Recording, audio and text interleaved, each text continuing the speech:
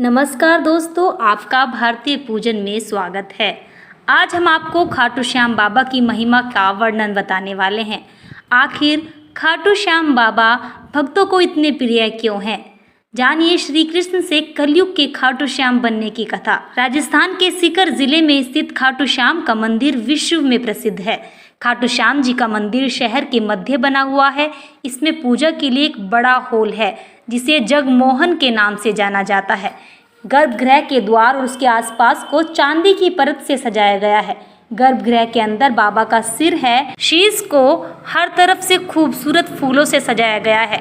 इस मंदिर के प्रति लोगों में असीम आस्था है। इस मंदिर में स्थापित खाटू श्याम जी को लोग कृष्ण का रूप ही मानते हैं। मतलब कि खाटू श्याम भगवान श्री कृष्ण के कलयुगी अवतार हैं। मान्यताओं के अनुसार महाभारत काल में भीम के पौत्र थे जिनका नाम बर्बरीक था। यही बर्बरीक अब खाटू श्याम हैं। कहते हैं कि श्री कृष्ण ने बर्बरीक को कलयुग में खाटू श्याम के नाम से पूजे जाने का वरदान दिया था। महाभारत में जब कौरवों ने लक्षागृह में आग लगा दी तो पांडव वहां से अपनी जान बचाकर भागे। इस दौरान वो वन वन भटकते रहे। वन में भीम की मुलाकात हिडम्बा नाम की एक राक्षसी से हुई। हिडम्बना ने भीम को देखते ही उन्हें मन ही मन में अपना पति स्वीकार कर लिया। बाद में हिडम्बा कुंती से मिली और भीम के साथ उनका विवाह हो गया। हिडम्बा और भीम के एक पुत्र हुआ जिसका नाम घटोत्कच था। इन्हीं घटोत्कच के पुत्र का नाम बर्बरीक था, जो ताकत में अपने पिता से भी ज़्यादा मायावी थे। बर्बरीक ने तपस्या के बल पर देवी से 3 बाण प्राप्त किए। इसकी खासियत ये थी कि जब तक ये अपने लक्ष्य को भेद न दें तब तक उसके पीछे पड़े रहते हैं। लक्ष्य भेदने के बाद ये तुरीन में लौट आते हैं। इन बाणों की शक्ति से बर्बरीक अजय हो गया। महाभारत में जब कौरवों और पांडवों में युद्ध चल रहा था तो बर्बरीक कुरुक्षेत्र की तरफ आ रहा था। बर्बरीक हमेशा हारने वाले पक्ष की मदद करते थे और युद्ध में कौरव हार की तरफ बढ़ रहे थे। ऐसे में श्री कृष्ण भगवान ने सोचा कि अगर बर्बरीक युद्ध में शामिल हुआ तो ठीक नहीं होगा। उसे रोकने के लिए भगवान कृष्ण ने एक ब्राह्मण का रूप धारण किया और उसके सामने पहुंच गए। इसके बाद कृष्ण ने बर्बरीक से पूछा कि तुम कौन हो और कुरुक्षेत्र क्यों जा रहे हो? इस पर बर्बरीक ने कहा कि वो हारने वाले पक्ष का साथ देंगे और अपने एक ही बाण से महाभारत का ये युद्ध समाप्त कर देंगे।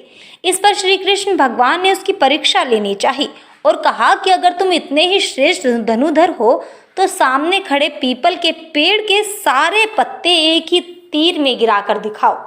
बर्बरीक ने भगवान की बातों में आ गए और तीर चला दिया, जिससे कुछ ही क्षण में सभी पत्ते गिर गए और तीर श्री कृष्ण के पैरों के पास चक्कर लगाने लगा। दरअसल श्री कृष्ण ने एक पत्ता चुपके से अपने पैर के नीचे दबा लिया था। इस पर बर्बरीक ने कहा कि आप अपना पैर हटा लीजिए ताकि तीर उस पत्ते को भेद सके। इसके बाद श्री कृष्ण भगवान ने बर्बरीक से कहा कि तुम तो बड़े ही शक्तिशाली हो, क्या मुझ ब्राह्मण को कुछ दान दोगे? इस पर बर्बरीक ने कहा आप जो चाहे मांग लें। श्री कृष्ण ने बर्बरीक से उसका सिर मांग लिया। बर्बरीक समझ गए कि ये कोई साधारण ब्राह्मण नहीं है। इसके बाद श्री कृष्ण भगवान अपने वास्तविक स्वरूप में आए और बर्बरीक ने उन्हें अपना सिर काटकर भेंट कर दिया। वहीं उसके बाद भगवान कृष्ण ने बर्बरीक से अपनी कोई इच्छा बतलाने को कहा। तब बर्बरीक ने कहा कि वो कटे हुए सिर के साथ महाभारत का पूरा युद्ध देखना चाहते हैं। पास रख दिया। श्री कृष्ण भगवान ने उनकी इच्छा पूरी की और बर्बरीक का सिर हो गया पहाड़ी की। यहीं से बर्बरीक ने पूरा युद्ध देखा। श्री कृष्ण भगवान ने बर्बरीक को वरदान दिया कि वो कलयुग में मेरे ही नाम यानी श्याम से पूजे जाएंगे और हारे का सहारा बनेंगे। इस तरह मान्यता है कि जो भी भक्त यदि सच्चे भाव से खाटू श्याम जी का उच्चारण करता है तो उसका उद्धार संभव है। यदि भक्त सच्ची आस्था प्रेम भाव से खाटू श्याम जी की पूजा अर्चना करता है